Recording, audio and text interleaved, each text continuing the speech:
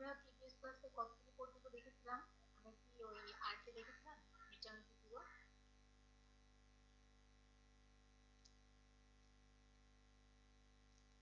কতটুকু দেখেছিলাম কে একজন বলো তো?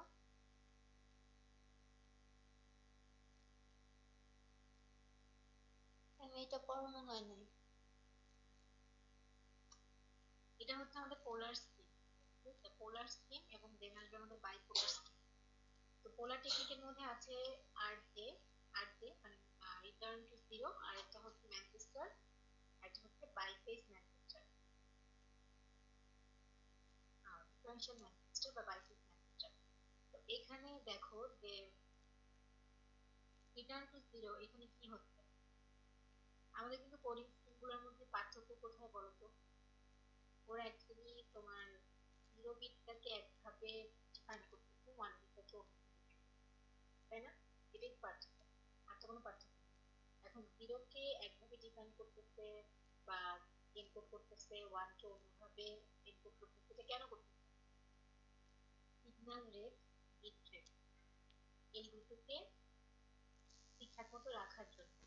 তো সিগন্যাল আমরা কি জানি, সিগন্যাল রেট কোনটা ট্রান্সমিশনের ক্ষেত্রে আমরা চাবো যে সিগন্যাল রেট কত কমানো যায় আর বিট রেট কত বাড়ানো যায় সাধ্যের মধ্যে, ঠিক আছে? কারণ কারণ সিগন্যাল রেট কমানো মানে কি, আমি ব্যান্ডউইথ কমাচ্ছি। যেহেতু আমার ব্যান্ডউইথের অনেক প্রবলেম, আমি যেহেতু মানে যে কোনো উইডের পাথ যেহেতু আমি আমার ডেটাকে দিতে পারবো না, সেক্ষেত্রে ব্যান্ডউইথ আমার প্রবলেম, কন্ট্রাস্টেড ব্যান্ডউইথ নিয়েই কাজ করতে হয় ম্যাক্সিমাম ক্ষেত্রে, তাই না? এর জন্য আমি চিন্তা করি যে সিগন্যাল রেটটা কিভাবে কমানো যায়। সিগন্যাল রেট কমানো মানে হচ্ছে আমার ছোট বা ন্যারো রাস্তা দিয়ে আমি যাইতে পারবো, আমার ওই সিগন্যালটাকে সেন্ড করতে পারবো। আর বিট রেট বাড়ানো মানে হচ্ছে যে ওই কম সময় বা কম পরিমাণের সিগন্যাল দিয়ে বা কম সরু একটা ন্যারো সিগন্যাল দিয়ে আমি অতিরিক্ত পরিমাণে বিট পাঠাতে পারতেছি, আমার ডিজায়ার্ড বিট পাঠাতে পারতেছি। তার মানে একটা নির্দিষ্ট সময়ে তোমার ট্রান্সমিশনের জন্য যতটুকু বিট পাঠানো দরকার ততটুকু তুমি পাঠাতে পারতেছো, ঠিক আছে? তো আমার মেইন, যে আমার যতগুলো মেকানিজম আমি দেখতেছি, আমার মেইন কনসার্ন হচ্ছে কিভাবে সিগন্যাল রেটটা কমানো যায়, কম রেখে বিট রেটটা বাড়ানো যায়। প্লাস এখানে যে কিছু প্রবলেম আছে, যেমন তোমার base band wandering problem, DC component problem, synchronization problem, complexity, এই জিনিসগুলো কিভাবে কম রাখা যায়। আচ্ছা, এখন দেখো যে রিটার্ন টু জিরোর মধ্যে কি হচ্ছে, যে হাই টু লো, ওয়ান যখন পাবো তখন আমি অ্যাকচুয়ালি হাই থেকে লো এর দিকে, যেমন ওয়ান পেলে আমার এরকম ভাবে আমি এনকোড করবো, এটা হবে ওয়ান এর জন্য সিগন্যাল, হাই থেকে লো। এবং এই লোটা অ্যাকচুয়ালি কি, জিরো, জিরোতে যাবে। আবার জিরো যখন পাবো, যেমন দেখো এই জিনিসটা দেখো, এই ওয়ানটাকে এনকোড করলো কি দিয়ে, হাই থেকে লো। আবার যখন জিরো পাচ্ছে তখন জিরোটাকে এনকোড করতেছে লো থেকে হাই, এই জিরোকে এনকোড করতেছে লো টু হাই। ওয়ান পাচ্ছি হাই থেকে লো, আবার জিরো পাচ্ছি নেগেটিভ ভোল্টেজ থেকে জিরো ভোল্টেজ, আবার জিরো পাচ্ছি নেগেটিভ ভোল্টেজ থেকে জিরো ভোল্টেজ, আবার হাই পাচ্ছি মানে ওয়ান পাচ্ছি পজিটিভ ভোল্টেজ থেকে জিরো ভোল্টেজ। বোঝা গেছে রিটার্ন টু জিরো কিভাবে করতেছি?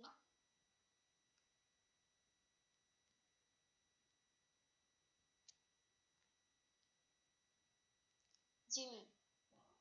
আচ্ছা, আজকে একটু কাইন্ডলি ভালো করে রেসপন্স করবা, কারণ অল্প সময়ের মধ্যে আমাদেরকে একটু বেশি পরিমাণে তোমার লেকচার কভার করতে হবে, ঠিক আছে? তো এখানে কি হচ্ছে দেখো, এই যে এখানে বলছি সিগন্যাল রেটটা কেমন, সিগন্যাল রেট এবং বিট রেটটা সমান সমান।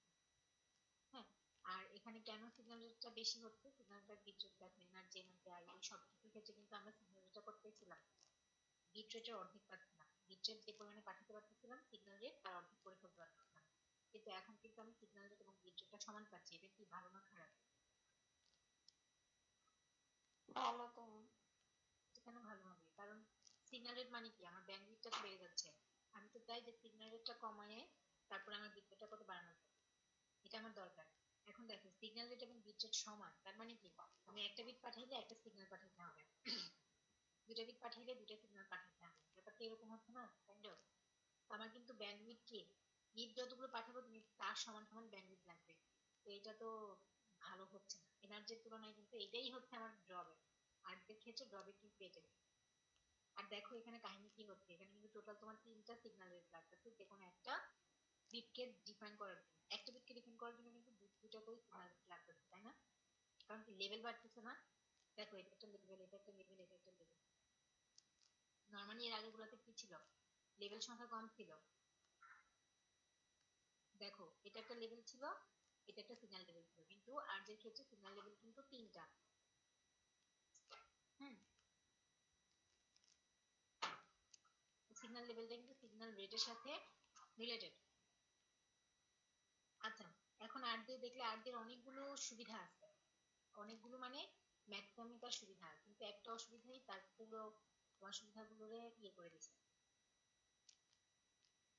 ডিসি কম্পোনেন্ট প্রবলেমটা নাই। কেন ডিসি কম্পোনেন্ট প্রবলেম নাই? ডিসি কম্পোনেন্ট প্রবলেম কখন হয়, যখন আমি লং স্ট্রিম অফ জিরো অথবা লং স্ট্রিম অফ ওয়ান পাই। এতে করে হয় কি, যে কোনো একটা অ্যাম্পলিটিউড থাকে আমার সিগন্যালের, কিন্তু ফ্রিকোয়েন্সিটা জিরো হয়ে যায়। একসাথে অনেকগুলো জিরো বা অনেকগুলো ওয়ান পাওয়ার ফলে অ্যাম্পলিটিউড তো থাকেই, একটা সিগন্যালের অ্যাম্পলিটিউডটা থাকে, কিন্তু দেখা যায় যে তোমার একই সিগন্যাল বারবার পাচ্ছে, মানে সোজা একটা দাগ যাচ্ছে। এতে করে হচ্ছে কি, ওই সিগন্যালের অ্যাকচুয়ালি কি তোমার কোনো ফ্রিকোয়েন্সি নেই, জিরো ফ্রিকোয়েন্সি। জিরো ফ্রিকোয়েন্সি যেহেতু, এই জিরো ফ্রিকোয়েন্সি প্রবলেমটাকে আমি বলতেছি ডিসি কম্পোনেন্ট প্রবলেম। কারণ জিরো ফ্রিকোয়েন্সি হওয়ার কারণে যেসব সিস্টেম তোমার লো ফ্রিকোয়েন্সি কভার করতে চায় না, লো ফ্রিকোয়েন্সি পাস করতে দেয় না, সেইসব সিস্টেমের মধ্যে কিন্তু এই ডিসি কম্পোনেন্ট প্রবলেমটা অনেক বড় বেশি একটা ঝামেলা করে। কারণ তোমার ফ্রিকোয়েন্সি যদি জিরোর দিকে চলে যায়, সেক্ষেত্রে তুমি লো ফ্রিকোয়েন্সিকে, এটা তো লো না, এটা তো প্রায় জিরো ফ্রিকোয়েন্সি, তো তুমি যেখানে লো ফ্রিকোয়েন্সি তুমি অ্যালাউ করতে দিবে না, সেখানে তুমি তোমার এই ডেটাটা পাস করবে কিভাবে? যেমন টেলিফোন লাইনের মধ্যেই আমরা গত ক্লাসে দেখছিলাম যে টেলিফোন লাইনের মধ্যে কিন্তু 200 হার্টজের নিচে কোনো ফ্রিকোয়েন্সিকে পাস করতে দেয় না, সেখানে তোমার জিরো ফ্রিকোয়েন্সি পাস হবে কি করে? ঠিক আছে, তো ডিসি কম্পোনেন্ট প্রবলেম অনেক বড় একটা প্রবলেম। এটা নাকি আর যে তোমার কি করতেছে, আর যে এই প্রবলেমটা কি কি রিডিউস করতেছে, হ্যাঁ, বা রিমুভ করতেছে।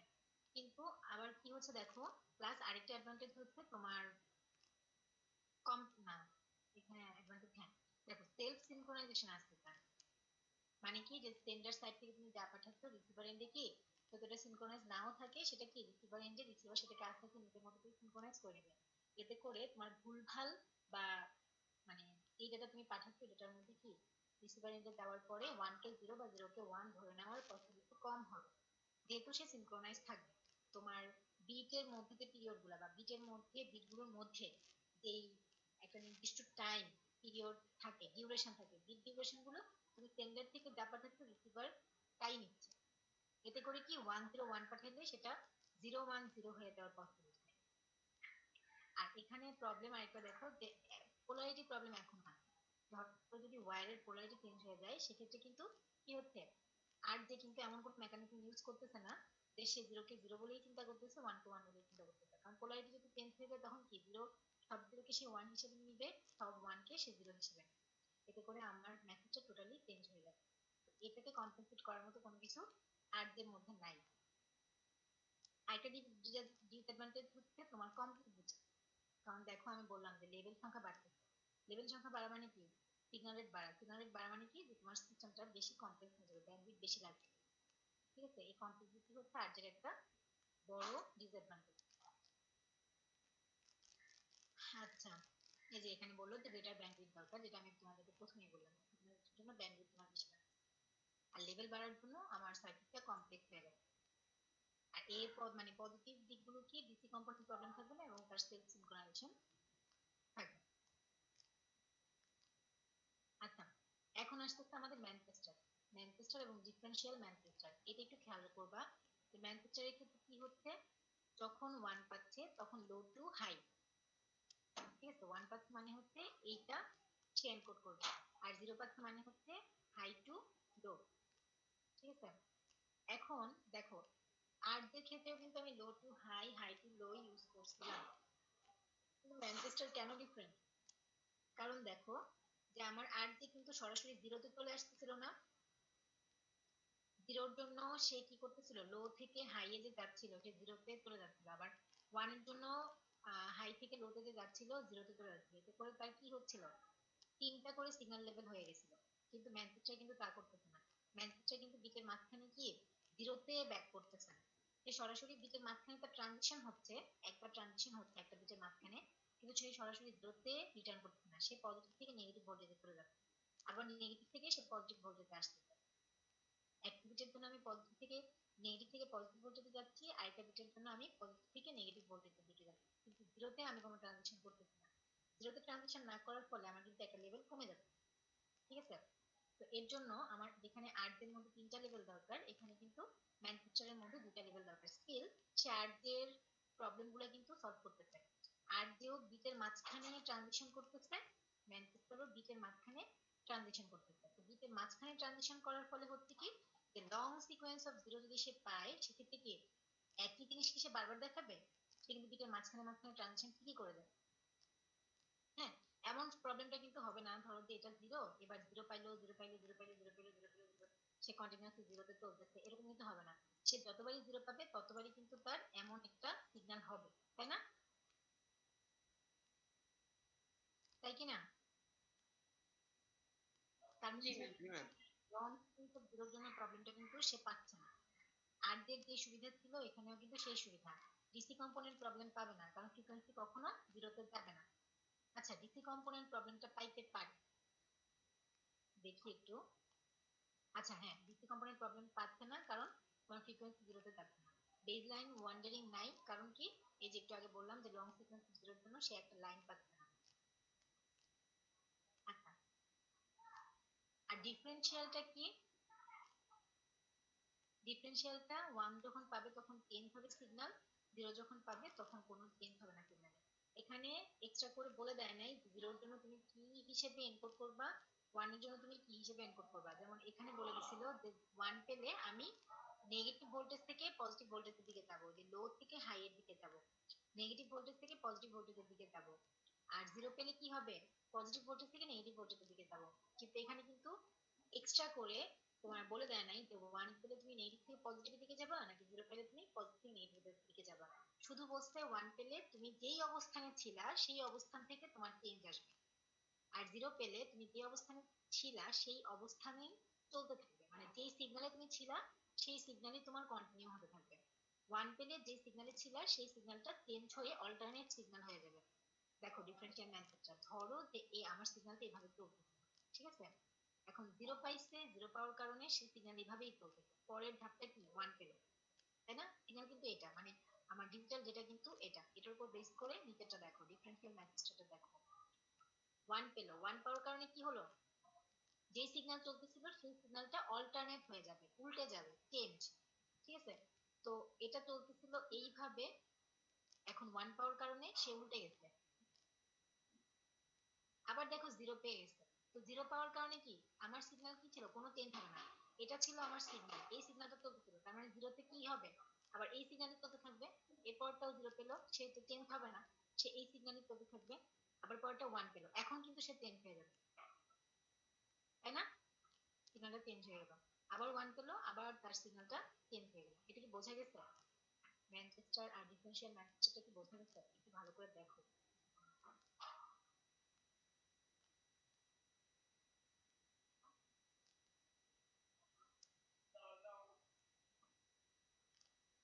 ম্যাম, এটা যদি পরপর কয়েকবার জিরো থাকে তাহলে কি একটা লাইন পাবে? না, মোটেও না। কেন লাইন পাবে, কারণ দেখো বললো যে যেই সিগন্যাল ছিল, সিগন্যাল তো আসলে তোমার এটা, মনে করো এটার পরে তুমি পরপর জিরো পাচ্ছ, ধরো যে তোমার zero, zero, zero, zero, one, ঠিক আছে? আমি টাইম লাইনে চলতেছি, ধরো যে আমার এটা হচ্ছে একটা ডিউরেশন, একটা ডিউরেশন, এটা ডিউরেশন, হ্যাঁ, আর এটা ধরো যে এখানে একটা ডিউরেশন ছিল। এখন চিন্তা করো যে আমার একটা সিগন্যাল, অ্যাকচুয়ালি সিগন্যালটা কি ছিল, এভাবে চলতেছে, এই সিগন্যালটা আমি প্রিভিয়াসলি পাইনি, ঠিক আছে? এখন আবার এখানে নেক্সট বিট দেখলাম জিরো, তো নেক্সট বিট যেহেতু জিরো, তো আমি কি যেই সিগন্যালটা চলতেছিল সেই সিগন্যালটাই চলবে, সিগন্যাল তো আসলে এইটা চলতেছিল, তাই না? তার মানে কি, সে এটাই চালাবে, আবার নেক্সট বিটটা জিরো পাইলো, আবার এই সিগন্যালটাই সে চালাবে, কারণ যেহেতু জিরো পাচ্ছে তার তো কোনো চেঞ্জ নাই, নো চেঞ্জ। আবার কি জিরো পাচ্ছে, সে এই সিগন্যালটাই চালাবে, তাই না? তো এগুলোকে আমি অ্যাড করে দিলাম, আবার 1 পেলো। এখন কি, এখন সে সিগন্যালটা চেঞ্জ করে দিবে না? এই সিগন্যালটা চালাচ্ছিল সে, এখন সে তার উল্টা সিগন্যাল চালাবে না? এটা হচ্ছে, ঠিক আছে, 1 পাওয়ার কারণে। এখন দেখো এখানে কি কোনো ডিসি কম্পোনেন্ট প্রবলেম আসছে? কারণ দেখো এটা কি বিটের মাঝখানে মাঝখানে ট্রানজিশন হচ্ছে না? সিগন্যালটাই আমার এরকম, তো এটার মাঝখানে মাঝখানে ট্রানজিশন হচ্ছে। তো এখানে কিন্তু লং সিকোয়েন্স অফ জিরোর জন্য কি প্রত্যেকটা জিরোর জন্যই তো আমার মাঝখানে একটা ট্রানজিশন হবে, বা প্রত্যেকটা ওয়ানের জন্য তো আমার মাঝখানে একটা ট্রানজিশন হবে। তো এখানে তো আমি ডিসি কম্পোনেন্ট পাবো না, মানে সরি এটা ডিসি কম্পোনেন্ট না, এটা হচ্ছে বেসলাইন ওয়ান্ডারিং, কিন্তু আমি বেসলাইন ওয়ান্ডারিং পাবো না, বললো বেসলাইন ওয়ান্ডারিং আমি পাচ্ছি না। আচ্ছা, প্রত্যেকটা প্রত্যেকটা বিটের পজিটিভ অফ নেগেটিভ বিট মানে ভোল্টেজ কন্ট্রিবিউশন থাকার জন্য কি হচ্ছে যে ডিসি কম্পোনেন্টও তুমি পাচ্ছ। সেলফ সিনক্রোনাইজেশন আছে। আচ্ছা, এখানেও সিগন্যাল রেটটা হচ্ছে ড্রব্যাক। কেন ড্রব্যাক? কারণ আমরা প্রথমেই দেখে আসছি এনআর দের সিগন্যাল রেটটা সবথেকে কম, ঠিক আছে? এনআর দের সিগন্যাল রেটটা সবথেকে কম হওয়ায় এনআর দের সাথেই সবাইকে কম্পেয়ার করতেছে কন্টিনিউয়াসলি। এখানেও দেখো সিগন্যাল রেটটা হচ্ছে তোমার বিট রেটের সমান, আর এনআর দিকে সিগন্যাল রেট ছিল বিট রেটের অর্ধেক, n/2। এখন যেহেতু আমরা একটা ভালো দেখে ফেলছিলাম, এখন ওটাকেই অ্যাচিভ করার চেষ্টা করা হচ্ছে প্রত্যেকটা মেকানিজম। কিন্তু এনার্জি যে কি পরিমাণে প্রবলেম ছিল, এনার্জি তো সব প্রবলেম ছিল, সিনক্রোনাইজেশন ছিল না, ডিসি কম্পোনেন্ট প্রবলেম ছিল, বেজলাইন ওয়েন্ডিং প্রবলেম ছিল, পোলারিটি প্রবলেম ছিল, সবই ছিল ওর মধ্যে। এই সবগুলো প্রবলেম সলভ করার জন্য দেখা যাচ্ছে যে আমার কি হচ্ছে যে আমি যে এনার্জিতে যে মানে প্র্যাকটিস মানে খুব ভালো একটা ডেটা রেট পাচ্ছিলাম অল্প সিগন্যাল রেটে, ওই জিনিসটা আমি এখন আর পাচ্ছি না, কোনোভাবেই পাচ্ছি না। তো আমার মেইন থিমটা কি, যখন কন্টিনিউয়াসলি একটা পর একটা ম্যানেজমেন্ট আসতেছিল তখন মেইন কনসেপ্ট ছিল যে এই জিনিসগুলোকে তোমার রিমুভ করে, প্রবলেমগুলোকে রিমুভ করে বা প্রবলেমগুলোকে কম রেখে কিভাবে এনার্জির বিট রেটটাকে আমরা অ্যাডজাস্ট করতে পারি, ঠিক আছে? তো এখন দেখো এরপরে ওটা ছিল কি বাই ফেজ, এখন আসতেছে বাইপোলার। বাইপোলারের দুইটা কনসেপ্ট আছে, একটা হচ্ছে এএমআই, একটা হচ্ছে সিউডো টার্নারি, দুইটা মেকানিজম। প্রথম মেকানিজমটাকে বলতেছে এএমআই মানে অল্টারনেট মার্ক ইনভার্সন। এখানে মার্ক অর্থ হচ্ছে ওয়ান, ওয়ান মিন করতেছে এখানে মার্ক অর্থ তোমার ওয়ান। এখন অল্টারনেট মার্ক ইনভার্সন মানে অল্টারনেট ওয়ান ইনভার্সন, এটার কথা থেকে বোঝা যায় যে তোমার ডেটার মধ্যে যে পরিমাণে ওয়ান থাকে প্রত্যেকটা ওয়ানের ক্ষেত্রে কি তোমার ভ্যালুটা অল্টারনেট হবে, সিগন্যালটা অল্টারনেট হবে। ধরো যে তোমার সিগন্যালটা হচ্ছে 0 1 0 0 1 1 0 1, তার মানে এইখানে যে কোনো একটা সিগন্যাল থাকবে, কিন্তু এখানে যে কোনো একটা সিগন্যাল থাকবে মানে কি শুধুমাত্র আমি ওয়ান নিয়ে কাজ করতেছি, এখানে AMI alternate mark inversion one নিয়ে কাজ করতেছি, তার মানে ওয়ান এর ক্ষেত্রে আমি যত কারসাজি করবো বা ওয়ান এর ক্ষেত্রে আমি যত সিগন্যাল চেঞ্জ করবো বা ভোল্টেজ চেঞ্জ করবো, কিন্তু জিরোর ক্ষেত্রে জিরো নিয়ে কিন্তু আমার কোনো মাথা ব্যথা নাই, জিরোর ক্ষেত্রে ভোল্টেজ সবসময় জিরোতে থাকবে। তার মানে যত জিরো পাবো সব জিরোতে ভোল্টেজ আমি জিরোতে নিয়ে আসবো, আর যত ওয়ান পাবো সব ওয়ানে ভোল্টেজটাকে আমি জাস্ট অল্টারনেট করে দেবো। আমি কিভাবে করতেছি অল্টারনেটটা দেখো, এই দেখো এটা হচ্ছে এএমআই, জিরো পেলো, জিরোর জন্য আমার ভোল্টেজ জিরোতে থাকবে, কিন্তু ওয়ান পেলো, ওয়ানের জন্য কি হচ্ছে ভোল্টেজটা পজিটিভ হয়ে গেছে। আবার জিরো পেলো, জিরোর জন্য জিরোতে থাকলো, পরে জিরো পেলো, জিরোর জন্য জিরোতে থাকলো, কিন্তু ওয়ান পেলো। Alternate mark inversion, alternate one inversion, তার মানে এর আগের ওয়ানটা ছিল আমার পজিটিভ ভোল্টেজে, এর পরে ওয়ানটা অল্টারনেট ভোল্টেজে যাবে, তার মানে ওয়ানের নেগেটিভ ভোল্টেজ চলে যাবে, এরপরে আবার যখন জিরো পেতে থাকবে জিরো জিরো থাকবে, ঠিক আছে? বোঝা গেছে এটা? জি সিউডো টার্নারি যেটা সেটা হচ্ছে এএমআই এর জাস্ট অপোজিট। মানে এএমআই এর অপোজিট মানে কি জিরোতে সে ট্রানজিশন গুলো করবে, জিরোতে অল্টারনেট হতে থাকবে, আর ওয়ানে সে জিরো ভোল্টেজে চলে যাবে। যেমন দেখো এখানে জিরো পাচ্ছি, পজিটিভ ভোল্টেজে যাচ্ছে ইনিশিয়ালি, দেন ওয়ানের জন্য সে মানে জিরোতে চলে যাচ্ছে, আবার একটা জিরো পাচ্ছে, তার জন্য আগের ভোল্টেজটার অল্টারনেটিভ ভোল্টেজে সে যাচ্ছে, আবার জিরো পাচ্ছে, আগের ভোল্টেজের অল্টারনেটিভ ভোল্টেজে যাচ্ছে, আবার ওয়ান পাচ্ছে সে জিরোতে চলে যাচ্ছে, আবার জিরো পাচ্ছে এর আগের ভোল্টেজের অল্টারনেট ভোল্টেজে সে যাচ্ছে। বোঝা গেছে? জি ম্যাম। কোশ্চেন কেমন রাখতে পারে? কোশ্চেনে বললাম না যে তোমাদেরকে যে কোনো একটা এরকমই যেটা দেওয়া থাকবে ওই যেটার উপর বেস করে তোমরা ক্ষেত্র।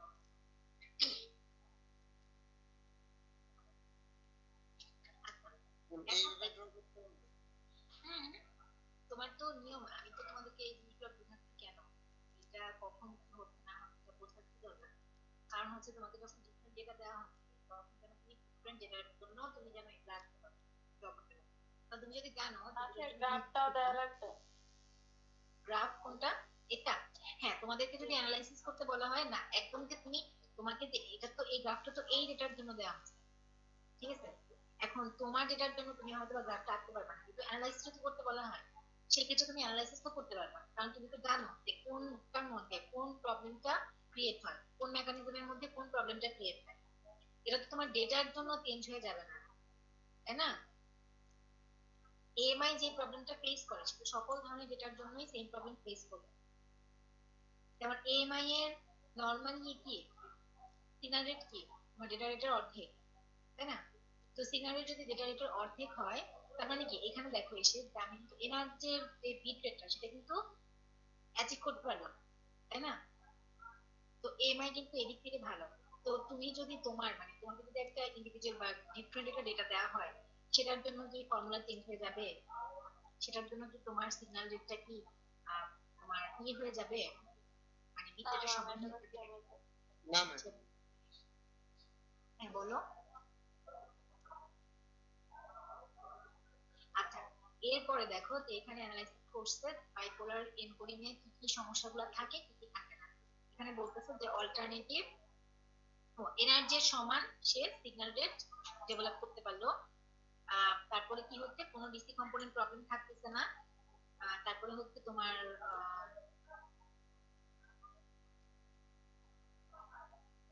আচ্ছা এখানে এনার্জির প্রবলেমটা বলছে ওটার সাথে কম্পেয়ার করে এনার্জির প্রবলেমটা বলছে। আর মেইনলি কি হচ্ছে যে আমি সিগন্যাল রেটটাকে বিট রেটের অর্ধেক করে ফেলতে পারবো, মানে আমি বেশি সংখ্যক বিট সেন্ড করতে পারবো। আচ্ছা এটাই কি তাহলে সব থেকে ভালো? এটার অ্যাডভান্টেজ বেশি? ভালো বলতে হ্যাঁ এমআই অবশ্যই ভালো, কারণ কি দেখো বিট রেটটা কমে যাচ্ছে আবার হচ্ছে ডিসি কম্পোনেন্ট প্রবলেমটাও হচ্ছে না, তাই না? তো সেক্ষেত্রে তো এটা ভালোই। কখন শোনো এটার কি বেজলাইন ওয়েন্ডারিং প্রবলেম হতে পারে না? কখন হবে বলো তো? বেজলাইন ওয়েন্ডারিং প্রবলেম যদি হয়ও সেটা কি এনার্জির সাথে যদি কম্পেয়ার করো সেটা কি কেমন হবে একটু বলো তো। মনে করো one pillar sequence of one pillar, সেক্ষেত্রে কি বেজলাইন ওয়েন্ডারিং হবে এমআই এর জন্য?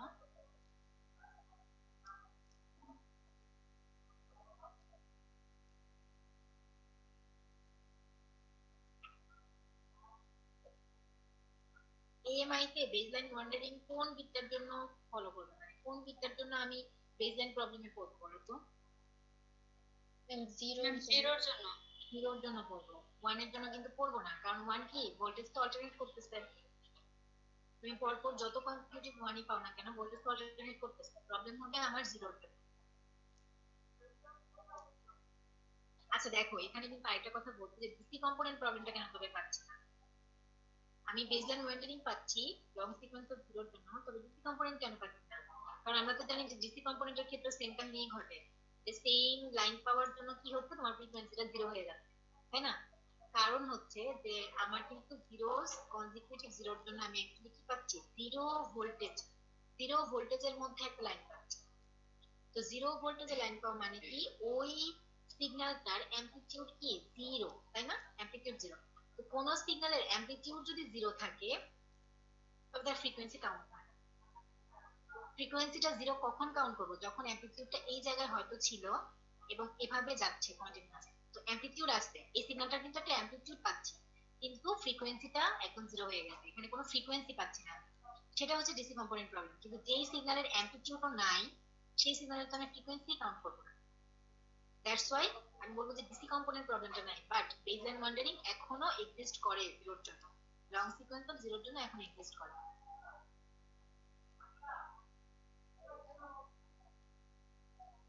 আচ্ছা এখানে এই কম্পারিজনটা তোমরা নিজেরা দেখে নিও, এটা আগে যা যা করলাম ওটাই লেখা হয়েছে এখানে। আর মাল্টি লেভেলটা আমরা দেখবো না, মাল্টি লেভেল দেখতে গেলে আমাদের টাইম কুলাবে না, মাল্টি লেভেলটা থাক। এখন দেখো ব্লক কোডিংটা আমরা মানে একটু রাফ দেখে দেই, বাকিটা তোমরা একটু রিডিং করে নিও। ব্লক কোডিং এ যেটা হচ্ছে সেটা হচ্ছে আমরা কি করি, আমরা বেসিক্যালি তিনটা কাজ করি ব্লক কোডিং। আমাদের যে সিকোয়েন্স অফ মেসেজ থাকে, ধরো যে তোমার 100 বিট তুমি সেন্ড করবা, সেন্ডার থেকে রিসিভার এন্ডে 100টা বিট তুমি সেন্ড করতে চাচ্ছ বা 1000টা বিট তুমি সেন্ড করতে চাচ্ছ। এখন ব্লক কোডিং যেটা করে সেটা হচ্ছে তোমার ওই 100টা বিটকে একটা নির্দিষ্ট সংখ্যায় ভাগ করে দিবে, ডিভাইড করে দিবে। এটাই হচ্ছে আমার এমবি। তুমি 4টা করে বিটে কনভার্ট করতে পারো, তুমি 5টা করে বিটে ডিভাইড করতে পারো, তুমি 7টা করে বিটে ডিভাইড করতে পারো, 8টা করে বিটে ডিভাইড করতে পারো, সেটা তোমার এনকোডিং এর উপর ডিপেন্ড করতেছে। যেমন তোমাকে এখানে যা বলে দেওয়া হয়,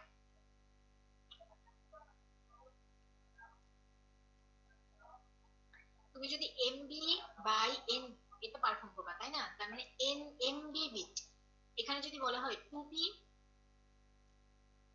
3বি এটা পারফর্ম করো, এই টেকনিকটা পারফর্ম করো, সেক্ষেত্রে হবে কি যে তোমাকে যে বিটগুলো দেওয়া হবে, তোমাকে সিকোয়েন্স অফ যেটা দেওয়া হবে ওটাকে তোমার দুইটা দুইটা বিটে ভাগ করে দিতে হবে, ডিভাইড করে দিতে হবে। প্রথম কাজটা দুইটা দুইটা করে বিট নিয়ে তুমি ডিভাইড করে দেবা, দেন সাবস্টিটিউশন চলে। প্রথম প্রথম স্টেপটা হচ্ছে ডিভিশন, দেন হচ্ছে আমি সাবস্টিটিউশন চালাবো। মানে কি, এই দুইটা বিটকে আমি তিনটা বিটে কনভার্ট করে দিব, প্রত্যেকটা দুইটা বিটের ব্লককে আমি তিনটা বিটের ব্লকে কনভার্ট করে দিব। যেমন এখানে যেটা করছে সেটা হচ্ছে দেখো যে একটা প্রথমে এম সংখ্যক বিটের একটা একটা করে ব্লক নিচ্ছে, ঠিক আছে? এম সংখ্যক বিটের ব্লক নিচ্ছে, এটাকে এন সংখ্যক বিটে তারা কনভার্ট করে দিচ্ছে,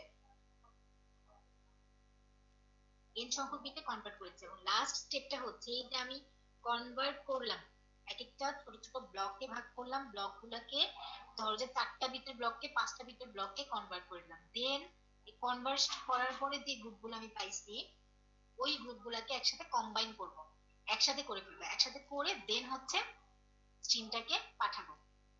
ঠিক আছে, এটা কি আমি বলছি ব্লক কোডিং। কারণ কি, প্রথমে আমি এটাকে ছোট ছোট ভাগে ভাগ করেছি, ব্লকে ভাগ করেছি, ব্লকের উপর ডিপেন্ড করি আমি অন্য একটা ব্লকে কনভার্ট করে দিলাম, সাবস্টিটিউট করে দিলাম।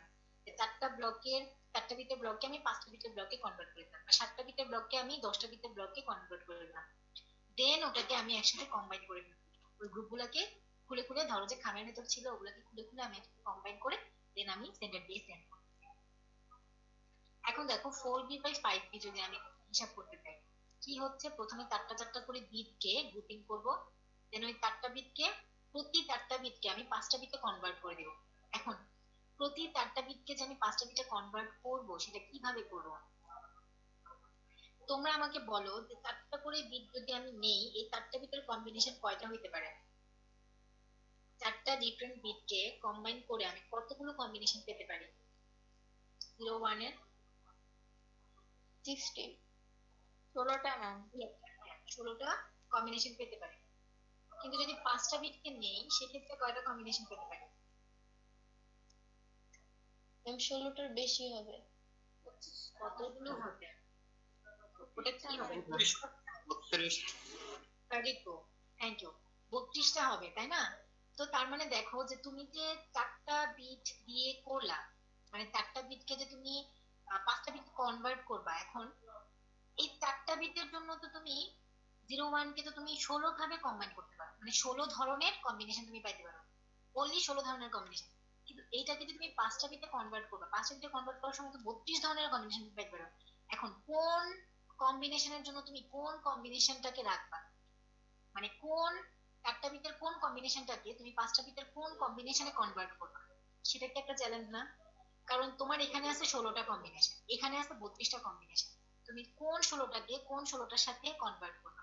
সরি, এখানে তো 16টাকে কনভার্ট মানে কম্বাইন করবা, কিন্তু এখানে 5টার ক্ষেত্রে কোন 16টাকে তুমি প্রথম 16টার সাথে কম্বাইন করবা? ঠিক আছে, এটার জন্য কিন্তু আমাদের একটা লিস্ট করা হয়, একটা চার্ট করা, এবং এটা সেন্ডার সাইডেও থাকে রিসিভার সাইডেও থাকে। কেন থাকতে হবে? কারণ আমি 0000 দিয়ে অ্যাকচুয়ালি কি বুঝাইছি সেটা তো আমাকে রিসিভারে বলে দিতে হবে।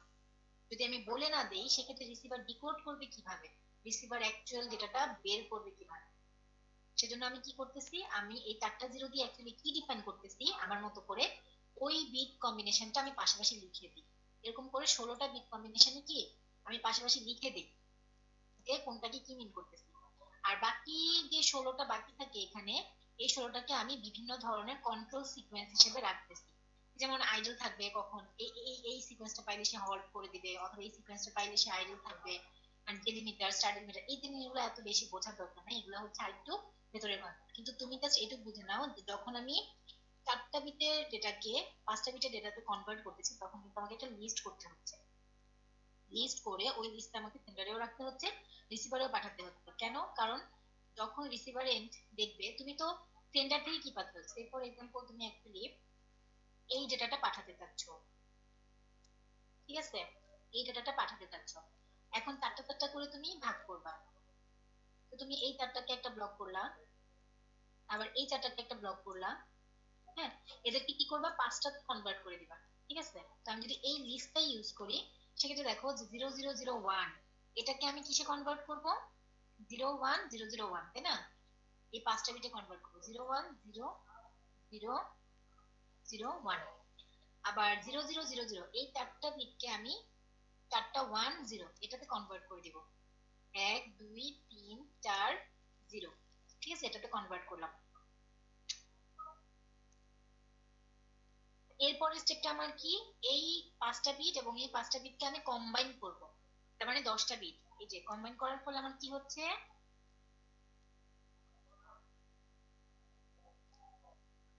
এটা।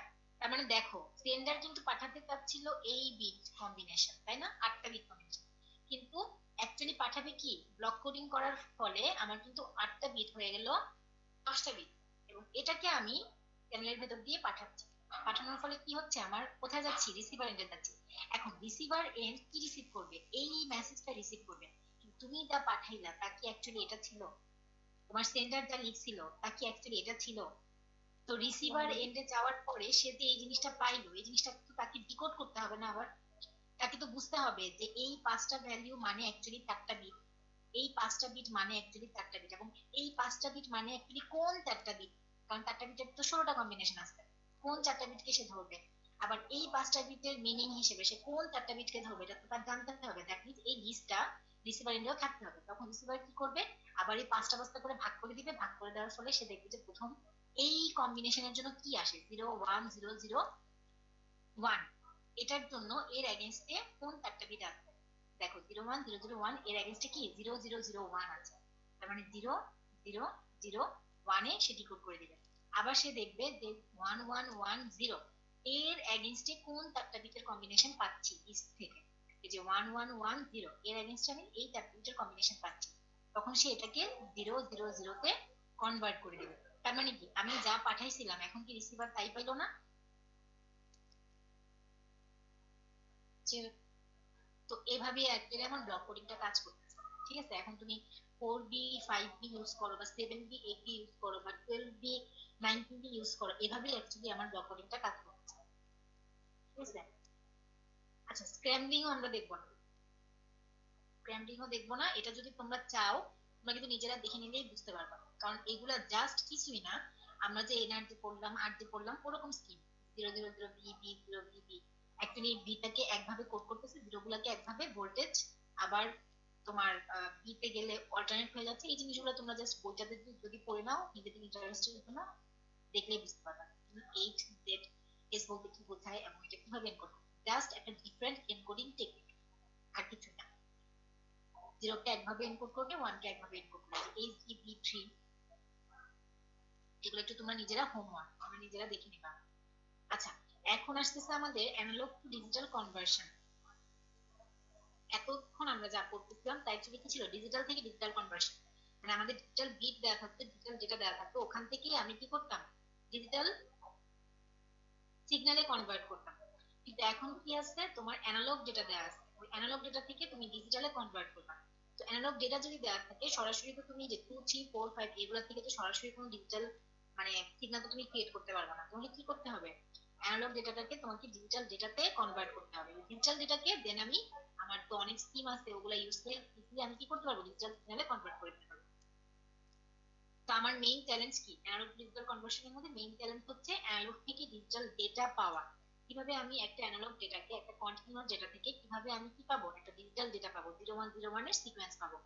এটা হচ্ছে আমার মেইন প্ল্যান। এর জন্য আমি দুই ধরনের পদ্ধতি আছে, একটা হচ্ছে পিসিএম পালস কোড মডুলেশন, আর একটা হচ্ছে ডেল্টা মডুলেশন। এখানে আমরা অনলি পিসিএম টা দেখবো, ডেল্টাটা আমরা দেখবো না, ঠিক আছে?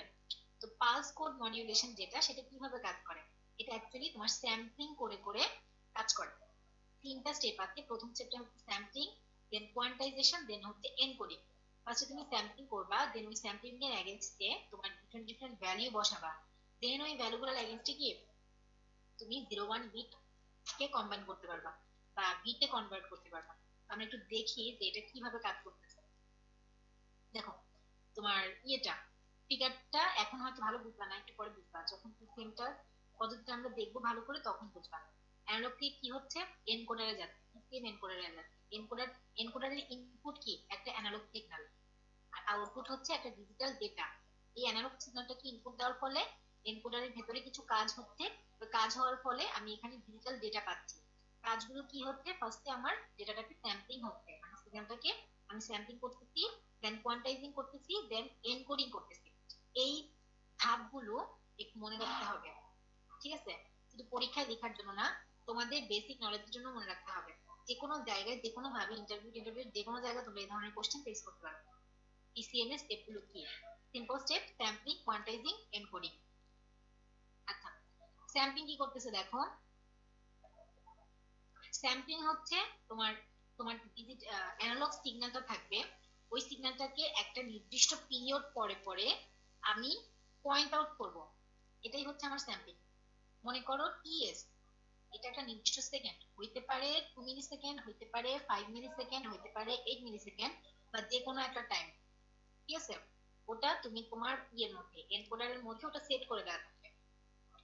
তো এই স্ট্যাম্পিংটা অ্যাকচুয়ালি কি করতেছে, যে প্রতি এই 5 মিলি সেকেন্ড পর পর, সে ফর এক্সাম্পল 5 মিলি সেকেন্ড হচ্ছে আমার স্যাম্পলিং টাইম। তো যে সিগন্যালটা পাচ্ছে অ্যানালগ, সেই সিগন্যালটা প্রতি 5 মিলি সেকেন্ড পর পর সে একটা করে পয়েন্ট করে দিবে, প্রতি 5 মিলি সেকেন্ড পর পর। কারণ দেখো অ্যানালগ এটা হচ্ছে কন্টিনিউয়াস ডেটা, তো আমি কিন্তু এত কন্টিনিউয়াস ভ্যালু নিয়ে কাজ করতে পারবো না। আমাকে কি লাগবে, আমাকে ডিসক্রিট ডেটা লাগবে। তো ডিসক্রিট ডেটা করার জন্য কি আমাকে সিম্পল সিম্পল পয়েন্টে আগে ভাগ করে নিতে হবে। আর এতগুলো এইটার মাঝখানে, এই দুটো পয়েন্টের মাঝখানে হাজার হাজার কোটি কোটি পয়েন্ট আছে, তাই না? অনেক পয়েন্ট আছে, কারণ 5 মিলি সেকেন্ডকে ভাগলে ভাঙলে তুমি ইনফাইনাইট সংখ্যক বার ভাঙতে পারবে। তো এই কন্টিনিউয়াস মানে অনেক ভ্যালু আছে, এত ভ্যালু তো আমার নেওয়ার দরকার নেই। আমার মিনিমাম একটা ওয়েতে, মিনিমাম একটা পিরিয়ডে আমি ভাঙবো, যেন আমার এখান থেকে যে ডেটাটা পাঠাচ্ছি রিসিভার এন্ডে দেওয়ার পরে সেম স্যাম্পলিং এর জন্য যেন আমার এক্সাক্ট সেম ডেটাটা আমি পাই। এর জন্য আমি এমন একটা পজিশন করে করে ভাঙতে হবে ডেটাটাকে, স্যাম্পলিং করতে হবে, বা এই একটা নির্দিষ্ট পয়েন্ট পর পর কি একটা নির্দিষ্ট টাইম পর পর আমাকে পয়েন্ট গুলো ক্যারি করতে হবে, পয়েন্ট গুলো ক্যাপচার করতে হবে। এখন এই যে আমি স্যাম্পলিংটা করবো, কতটুকু সেকেন্ড পর পর বা কতটুকু সময় পর পর করলে আমার যেই ডেটা আমি পাঠাচ্ছিলাম সেন্ডার সাইড থেকে রিসিভার এন্ডে সেম ডেটাটা আমি পাবো, অরিজিনাল ডেটাটাকে রিসিভার রিকভার করতে পারবে কতটুকু সময় পর পর, পিরিয়ডটা টাইম পিরিয়ডটা কতটুকু রাখলে আমার স্যাম্পলিংটা ভালো হবে। সেটার জন্য আমাদের যে সায়েন্টিস্ট নাইকুইস্ট, উনি একটা থিওরাম দিচ্ছেন। উনি বলতেছে যে কোনো একটা সিগন্যালের টোটাল ম্যাক্সিমাম ফ্রিকোয়েন্সি যত হবে, সেটার দ্বিগুণ হারে যদি আমি স্যাম্পলিং করি, ধরো ম্যাক্সিমাম ফ্রিকোয়েন্সি 20, তো আমাকে স্যাম্পলিং করতে হবে কয়টা পয়েন্টে, 2 ইন্টু 20, মানে 40টা পয়েন্টে স্যাম্পলিং করতে হবে মিনিমাম, ঠিক আছে? তো তার দ্বিগুণ হারে যদি আমি স্যাম্পলিং করি, সেক্ষেত্রে আমার অরিজিনাল ডেটাটা আমি পাবো, আমার রিসিভার এন্ডে অরিজিনাল ডেটাটাকে আমি রিট্রিভ করতে পারবো। তো এখানে দেখো কয়েকটা ব্যাপার দেখানো হয়েছে, যে নাইকেস্ট থিওরেমের জন্য বলতেছে যে রেট স্যাম্পলিং, নরমাল স্যাম্পলিংটা কি এফএস, স্যাম্পলিং রেট এফএস দ্বারা আমি ডিনোট করতেছি। এফএস ইকুয়ালস টু 2f, মানে কি 2f, এখানে অ্যাকচুয়ালি f না হয় f ম্যাক্স হবে, মানে ম্যাক্সিমাম ফ্রিকোয়েন্সি। তোমার যে কোনো একটা ফ্রিকোয়েন্সি, এই যে ম্যাক্সিমাম ভ্যালুটাকে তোমার নিতে হবে, নট মিনিমাম ভ্যালু, ম্যাক্সিমাম ভ্যালুটাকে নিতে হবে। নাইকুইস্ট রেট ইকুয়ালস টু, মানে fs equals to 2 into f maximum, কোন একটা সিগন্যালের ম্যাক্সিমাম ফ্রিকোয়েন্সি ইনটু 2, মানে ম্যাক্সিমাম ফ্রিকোয়েন্সি দ্বিগুণ হারে আমাকে স্যাম্পলিং করতে হবে। এখানে দেখো এটা হচ্ছে আমাদের নাইকুয়েস্টের অনুযায়ী sampling rate, F is equals to care. এটা হচ্ছে আমার ওভার স্যাম্পলিং, এত বেশি স্যাম্পলিং করা দরকার নেই, কারণ দেখো আমি সেম সিগন্যালটাই কিন্তু পাচ্ছি। F is equals to 4f, তুমি ভাবতে পারো বেশি করে স্যাম্পলিং করলে আমার জন্য ভালো, কিন্তু না, খামাখা তোমার সার্কিটের মানে কমপ্লেক্সিটি বাড়ায় তো লাভ নেই, এনকোডারের কাজ বাড়ায় তো লাভ নেই, তাই না? তো আমি যেহেতু 2f দিয়েও সেম সিগন্যালটাই জেনারেট করতে পারছি এবং 4f দিয়েও আমার একই সিগন্যাল জেনারেট হচ্ছে, আমি কেন শুধু শুধু 4f নিব? আমি 2f দিয়ে করতে পারি। এটা হচ্ছে আমার আন্ডার স্যাম্পলিং। দেখো স্যাম্পলিং রেটটা তোমার ম্যাক্সিমাম ফ্রিকোয়েন্সি সমান, ম্যাক্সিমাম ফ্রিকোয়েন্সি সমান হলে তো হবে না। দেখো আন্ডার স্যাম্পলিং এর জন্য কি সিগন্যাল একদম নষ্ট হয়ে গেছে, অ্যাকচুয়ালি কি পাঠাচ্ছিলাম আর এখানে কি পাইলাম। এটা হচ্ছে আমার আন্ডার স্যাম্পলিং, এটা হচ্ছে ওভার স্যাম্পলিং। সব পয়েন্ট পয়েন্টে সে স্যাম্পলিং করলো, কিন্তু এত কিছু দরকার ছিল না, কারণ এটা যেই সিগন্যাল এটা সেম সিগন্যাল। ঠিক আছে, তো নাইকুয়েস্ট স্যাম্পলিং রেটটা আমরা ইউজ করি।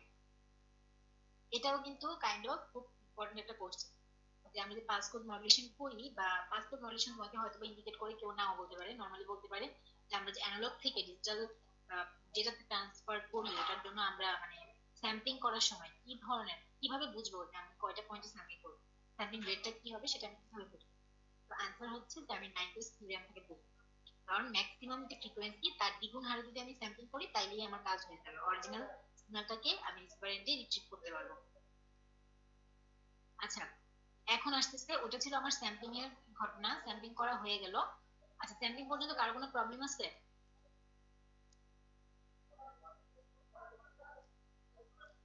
না ম্যাডাম।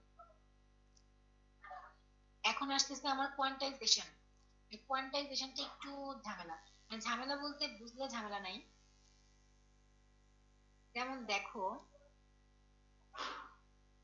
এখানে কোয়ান্টাইজেশনের ক্ষেত্রে আমি একটু ফিগার থেকে দেখাই, যে তুমি তোমার লেভেলের উপর ডিপেন্ড করবে যে তুমি প্রত্যেকটা স্যাম্পল, এই যে একটা স্যাম্পল পয়েন্ট, এই পয়েন্টটাকে তো আমি কেন নিলাম, এই পয়েন্টের একটা ভ্যালু পাবো, তাই না? ওই ভ্যালুটাকে আমি অ্যাকচুয়ালি 0 এবং 1 এ এনকোড করব। এখন একটা ভ্যালুকে, একটা পয়েন্টকে 0 এবং 1 এ এনকোড করব, কয়টা 0 1 হবে, 2টা বিট হবে নাকি 3টা বিট হবে নাকি 4টা বিট হবে, সেটা নির্ভর করে তুমি কতগুলো লেভেল নিচ্ছ তার উপর। সে ফর এক্সাম্পল আমাদের এই এক্সাম্পলের জন্য আমি 8টা লেভেল নিলাম। হুম, 8টা লেভেলে আমি স্যাম্পলিং করবো। 8টা লেভেল নিলে হবে কি, যে 0 থাকবে তোমার মিডিয়াম পয়েন্টে, উপরে হচ্ছে 4টা, নিচে 4টা, এই হচ্ছে আমার 8টা লেভেল। এবং লেভেল গুলো কোথায় বসছে দেখো, যে -4 থেকে -3 এর মাঝখানে একটা লেভেল, যেটাকে আমি বলছি 0, -3 থেকে -2 এটার মাঝখানে একটা লেভেল, যেটাকে আমি বলতেছি 1, -2 থেকে -ডেল্টা এটাকে আমি বলতেছি 2, -ডেল্টা থেকে 0 এটাকে আমি বলছি 3, 0 থেকে ডেল্টা 4, ডেল্টা থেকে 2 ডেল্টা 5, এবং 2 ডেল্টা থেকে 3 ডেল্টা 6, এবং 3 ডেল্টা থেকে 4 ডেল্টা হচ্ছে 7। এখন ডেল্টাটা কি? ডেল্টা হচ্ছে এল, হচ্ছে যে তুমি লেভেলিং করতেছো, কয়টা লেভেলিং করতেছো, ওটা হয়তো তোমাকে বলে দেওয়া থাকবে, নইলে তুমি নিজে নিজে করবা। তুমি তোমার মানে যখন তুমি রিয়েল লাইফে কাজ করতে যাবা, তখন এরকম যে লেভেলটা অ্যাকচুয়ালি কতগুলো লেভেল হলে নরমালি কাজ হয়, বা নরমালি সবাই কতগুলো লেভেল ধরে কাজ করে একটা নির্দিষ্ট সিগন্যালের জন্য, ভোল্টেজের জন্য, ওটার উপর বেস করে তুমি কি করবা, লেভেলটা সেট করে দিবা। দেন আমার আসছে ম্যাক্সিমাম ভোল্টেজ এবং মিনিমাম ভোল্টেজ। একটা সিগন্যালের ম্যাক্সিমাম ভোল্টেজ কত, মিনিমাম ভোল্টেজ কত, এটা মানে হচ্ছে কোনো একটা সিগন্যালের ম্যাক্সিমাম অ্যামপ্লিটিউড কত, মিনিমাম অ্যামপ্লিটিউড কত। এই যে দেখো অ্যানালগ সিগন্যাল তো আমি অ্যাকচুয়ালি অ্যামপ্লিটিউডে হিসাব করি, তাই না? এই সিগন্যালটা তো দেখো এটা ছিল 0 পয়েন্ট, মানে এটা 0 অ্যামপ্লিটিউড, আর পিক অ্যামপ্লিটিউড কে, এটা এখানে যে ভ্যালুটা সেটা হচ্ছে তার পিক অ্যামপ্লিটিউড, তাই না? তার মানে আমার এই সিগন্যালের ম্যাক্সিমাম অ্যামপ্লিটিউড হচ্ছে এই পয়েন্ট, আর মিনিমাম অ্যামপ্লিটিউড হচ্ছে, সরি, মিনিমাম অ্যামপ্লিটিউড হচ্ছে এই পয়েন্টটা, এখানে যে পয়েন্টটা আসবে সেটা হচ্ছে আমার মিনিমাম অ্যামপ্লিটিউড। ঠিক আছে, তো এখানে বলে দিছে যে আমার ধরো যে আমার সিগন্যালের অ্যামপ্লিটিউড হচ্ছে -20 থেকে +20 ভোল্ট অ্যানালগ সিগন্যালের জন্য। তো ডেল্টার ভ্যালু কি হবে, এই যে ডেল্টার ভ্যালু কি হবে, যে একটা ডেল্টা থেকে একটা ডেল্টার মধ্যে দূরত্ব, এটা অ্যাকচুয়ালি কতটুকু ভ্যালু নিয়ে, কতটুকু কন্টিনিউয়াস ভ্যালু নিয়ে এই দূরত্বটা আমি করলাম, কতটুকু গ্যাপ আছে, এই ডেল্টার ভ্যালুটা হবে তোমার ভি ম্যাক্সিমাম, ম্যাক্সিমাম ভোল্টেজ থেকে minimum voltage minus divided by কতগুলো লেভেল তুমি নিচ্ছ। তোমার ম্যাক্সিমাম ভোল্টেজ ছিল 20, মিনিমাম ভোল্টেজ ছিল -20, যেটা হয়ে যাবে +20, আর নিচে লেভেল হচ্ছে আমি 8টা লেভেল নিচ্ছি। তার মানে কি 40/8 5 ভোল্ট। তার মানে প্রতি 8 ভোল্ট পরে পরে আমি একটা করে ডেল্টা কাউন্ট করতে পারবো। যেমন দেখো এই 0 থেকে ডেল্টা এইটুকু জায়গা অ্যাকচুয়ালি 5 ভোল্ট অ্যাম্পলিটিউড, আবার ডেল্টা থেকে 2 ডেল্টা এইটুকু জায়গা অ্যাকচুয়ালি 5 ভোল্ট অ্যাম্পলিটিউড, 2 ডেল্টা থেকে 3 ডেল্টা এটা হচ্ছে 5 ভোল্ট অ্যাম্পলিটিউড। এই যে এইটুকু গ্যাপ হচ্ছে 5 ভোল্ট অ্যাম্পলিটিউড গ্যাপ। ঠিক আছে, এটুকু কি বোঝা গেছে?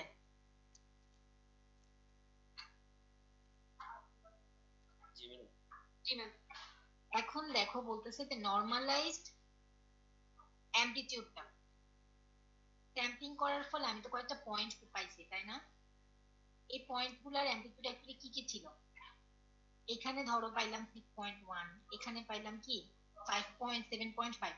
এই পয়েন্টটাকে আমি কেন -6.1 বলছি কেউ কি বলতে পারবা? দেখো এই ভ্যালুটা কিন্তু মাইনাস ডেল্টা, এই ভ্যালুটা কিন্তু 2 ডেল্টা, এটা কিন্তু ডেল্টা। এই পয়েন্টটাকে এক্স্যাক্টলি এই পয়েন্টটাকে আমি -6.1 এই ভ্যালুটা কোথা থেকে আসছে? দেখো এই লাইনটা পর্যন্ত কি আমার 5 না? 0 থেকে এই পর্যন্ত কি মাইনাস, মানে -5 না, -5। এই লাইনটা কি -5 না? জি ম্যাম। তো -5 এর একটু উপরে, তো এখানে আমি কাউন্ট করতেই পারি, মানে আমি ধরে নিছি যেটা -6.1। ঠিক আছে, আবার দেখো এইটুকু অংশ কিন্তু আমার প্লাসের 5, এবং যেহেতু এই জায়গায় আমার পয়েন্টটা আমি ধরে নিছি যেটা 7.5 হবে। ঠিক আছে, তো এটা কিন্তু অ্যাকচুয়ালি যখন তুমি মেশিনে কাজ করবা এনকোডারে দিবা এগুলা কিন্তু সরাসরি অ্যাকচুয়াল ভ্যালুগুলাই চলে আসবে। কিন্তু এখন আমি মানে চোখে দেখে দেখে করতেছি, সেজন্য আমাকে এভাবেই বলতে হচ্ছে যে ধরে নাও ধরে নাও, কারণ এখানে যেহেতু আমি কোনো তোমাদের এভিডেন্স দেখাতে পারতেছি না যে অ্যাকচুয়ালি এটা 7.5। তবে যদি তুমি গ্রাফিক্যাল ভিউতে চিন্তা করো এটা কিন্তু 7.5 হওয়াটা স্বাভাবিক, কারণ ডেল্টা এখানে যদি আমার 5 ভ্যালুটা থাকে তাহলে এখান থেকে এখানে হচ্ছে 10, তো এখানে 6, এখানে 7, এখানে 8, 9, 10 এভাবে কিন্তু কাউন্ট করলে এখানে 7.5টা হইতেই পারে। তারপরে দেখো যে এখানে আছে 5, এখানে 5, এখানে 5, 15, আর এই পয়েন্টটাকে আমি ধরতেছি 16.2। তো এখন তো নিশ্চয়ই বুঝতে পারতেছো যে আমি 19.7, 11.10, -5.5, -11.3, -9.4 এগুলো কোথেকে আসছে ভ্যালুগুলা?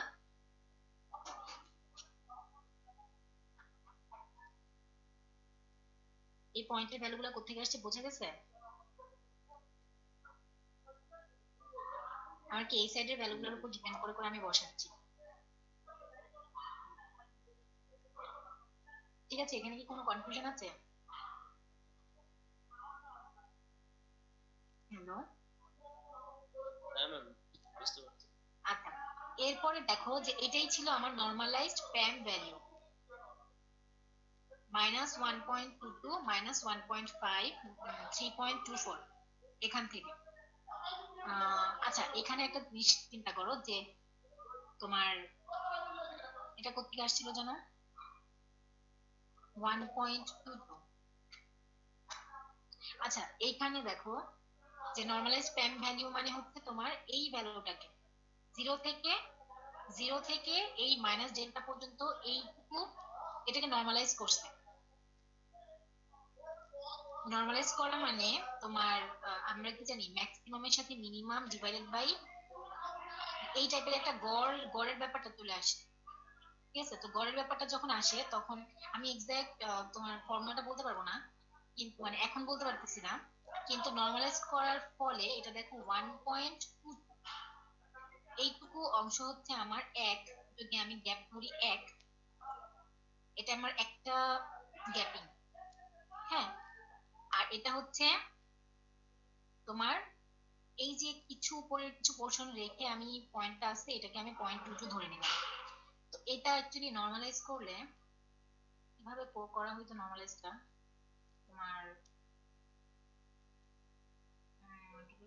2, 5, 6, 5, 6, 5,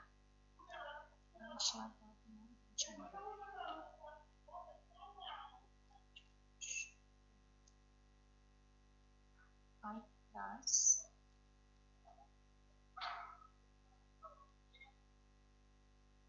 আচ্ছা নর্মালাইজে কিন্তু একটা ইয়ে আছে, তোমার ম্যাক্সিমাম ভ্যালু মাইনাস যেই ভ্যালুটাকে তুমি নর্মালাইজ করবা, ভি মাইনাস ভি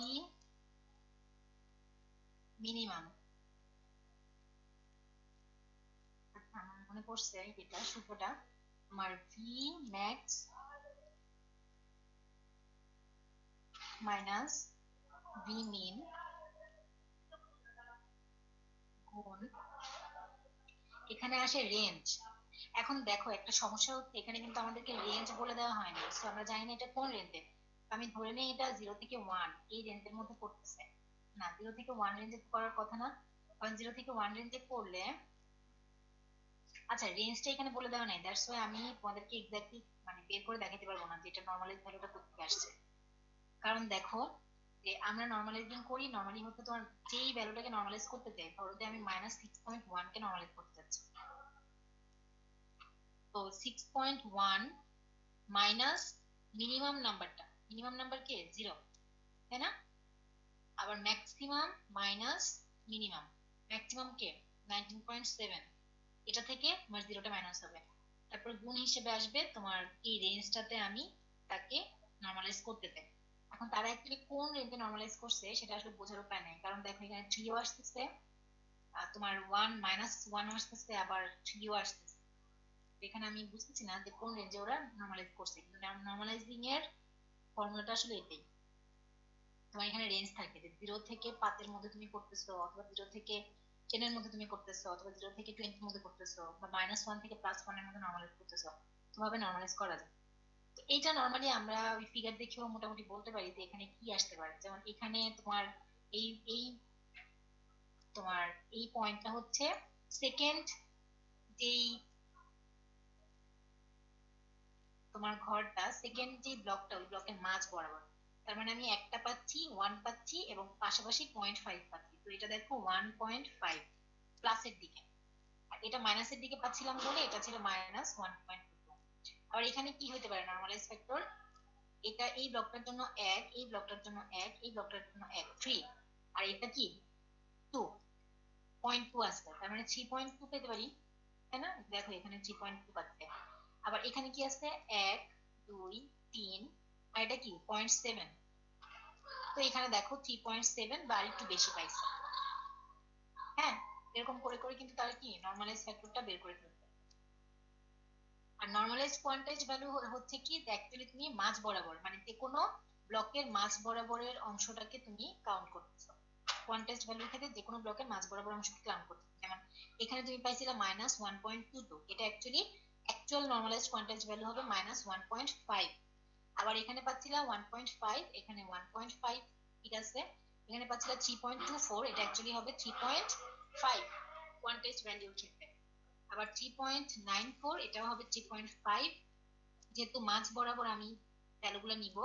2.24, এটা হবে 2.5, 1.10, এটা হবে 1.5, 2.26, 2.5, 1.88, 1.5, 1.2, 1.5, এবং এই দুটার মধ্যে যে পার্থক্য, ওই পার্থক্যগুলো আমরা এখানে নর্মালাইজ এররের মধ্যে দেখাই।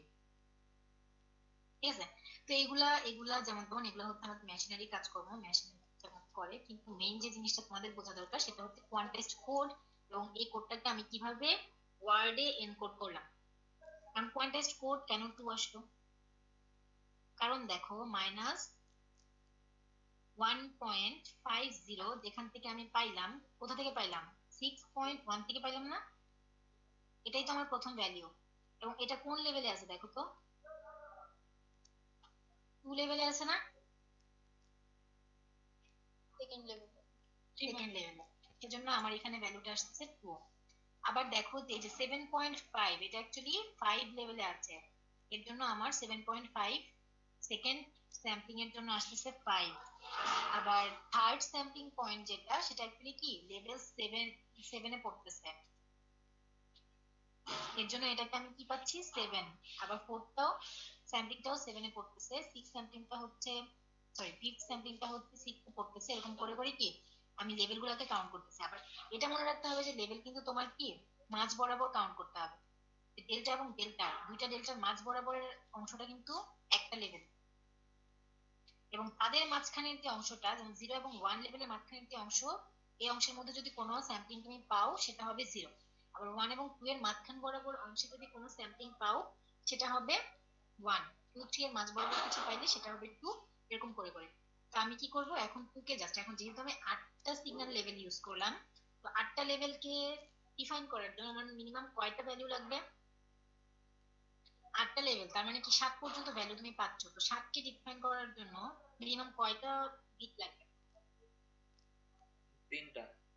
3টা। এর জন্য আমি প্রত্যেকটা ভ্যালুকে তিনটা তিনটা বিটে এনকোড করে দিচ্ছি। 2 এর ভ্যালু যা আসার কথা ছিল বাইনারিতে, 5 এর ভ্যালু যা আসার কথা ছিল বাইনারিতে, 7 বাইনারিতে কত, 6 বাইনারিতে কত, 2 বাইনারিতে কত, 1 বাইনারিতে কত, ঠিক আছে?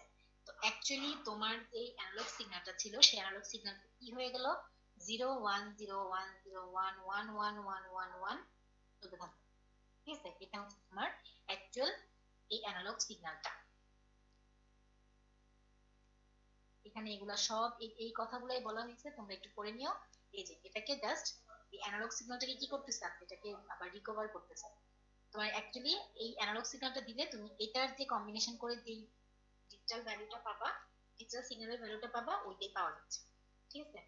আর যদি আমি এই ডিজিটাল সিগন্যাল থেকে অ্যানালগ সিগন্যালে রিকভার করতে চাই, সেম সিগন্যালটাকে যদি রিকভার করতে চাই, সেক্ষেত্রে আমরা কি করি? পিসিএম ডিকোডার ইউজ করি। যেই প্রসিডিউর গুলো ওখানে হচ্ছে, সেম প্রসিডিউর গুলা উল্টা ভাবে হবে। উল্টা ভাবে হওয়ার ফলে কি হচ্ছে, এই ডিজিটাল যে ভ্যালু পাচ্ছিলাম, বিট কম্বিনেশন পাচ্ছিলাম, ওটা অ্যাকচুয়ালি অ্যানালগ সিগন্যালে কনভার্ট হয়ে।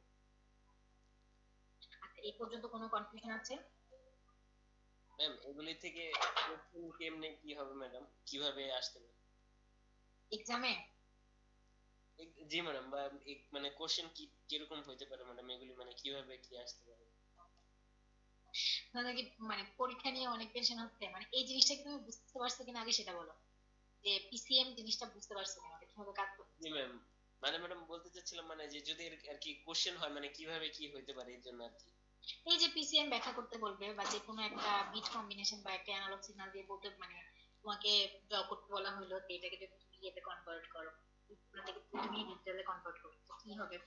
এখন তুমি তোমার মতো ধরে নিতে পারো যে কোনো কিছু স্যাম্পলিং করার পরে তুমি হচ্ছে ধরে নিতে পারো, অথবা আমি তোমাকে বলে দিতে পারি স্যাম্পলিং পয়েন্ট গুলো এগুলা হবে। যেমন এখানে স্যাম্পলিং পয়েন্ট গুলো দেওয়া আছে, তাই না?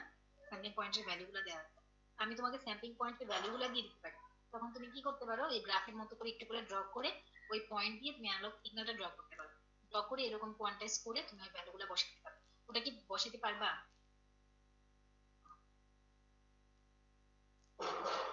মানে কি করা যাবে না? কারণ আমরা কি এটা তো বুঝছি কিভাবে এই ভ্যালুগুলো থেকে আমি অ্যাকচুয়ালি এই কোডগুলো নিয়ে আসছি। জি ম্যাম। অথবা আবার তোমাকে বিশ্লেষণও করতে বলতে পারে, যে ডেসক্রাইব করতে বলতে পারে, কিন্তু ডেসক্রাইব লেভেলের মানে এখন যেহেতু আমাদের এই ওপেন বুক সিস্টেম এক্সাম, ওটা অ্যাকচুয়ালি একেবারে ডেসক্রাইব লেভেলের কোশ্চেনটা একদম বেশি মানে নর্মাল হয়ে যায়, ওটা তো বই, তাই না? কিন্তু কোশ্চেন হইলে এই টাইপের কোশ্চেন হইতে পারে, বিভিন্ন ভাবেই কোশ্চেন হইতে পারে। এখন মেইন যে থিমটা, তুমি যদি জিনিসটা বুঝো সেক্ষেত্রে তুমি ইজিলি অ্যান্সার করতে পারবে।